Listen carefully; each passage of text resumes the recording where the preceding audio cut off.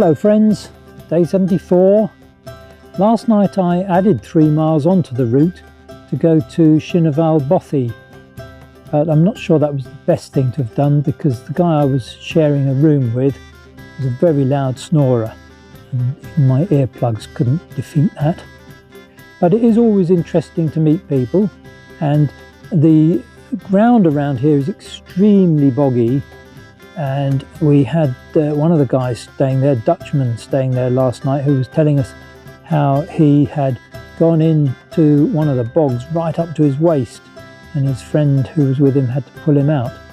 So it is always something I'm aware of, and I'm obviously on my own, so I need to be a little bit more careful, and I am. Today I was hoping to find a B&B, but it was full sadly, so I've just carried on, done a few extra miles. And the last section was pretty boggy, but no path at all, so you're just sort of picking your way through. And you'll see I've put a little bit of video in of a stream that's hidden. There's a lot of these hidden streams. Sometimes you can hear them and then watch out for them. Other times you get a little glimpse of part of them, but not much, so you have to be very careful because they can be quite deep. You wouldn't want to fall down one of those. So, see you on the trail.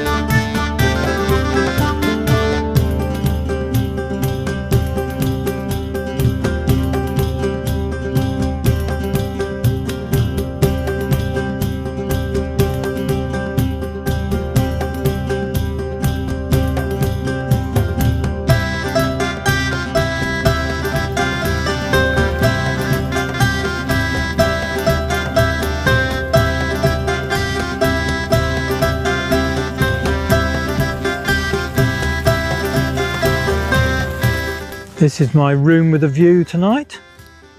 A bit cloudy, but the sun did come out just now, but it's gone away again.